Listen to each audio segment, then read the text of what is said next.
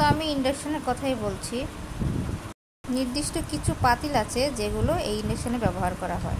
যেসব পাতিলের নিচে ম্যাগনেটিক চুম্বক, অর্থাৎ এই যে দেখুন এই ননস্টিক পাতিলটার মধ্যে যে কোটেড, যে পাতিলে কোটেড আছে সেই পাতিলগুলোই একমাত্র ব্যবহার করা যাবে।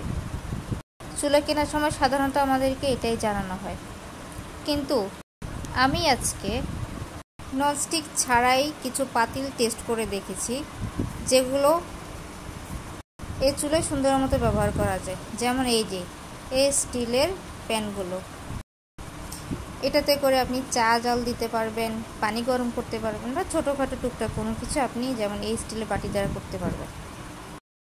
এই চুলায় আরও একটা জিনিস দিয়ে কিন্তু রান্না করা যায়, সেটা হচ্ছে আপনি যে কেক মোল্ডটা ব্যবহার করেন সেই কেক মোল্ডটা টিনের, সেই টিনের বাটিটাও কিন্তু এখানে ইউজ করতে পারবেন, তবে ধরার ক্ষেত্রে একটু সাবধান।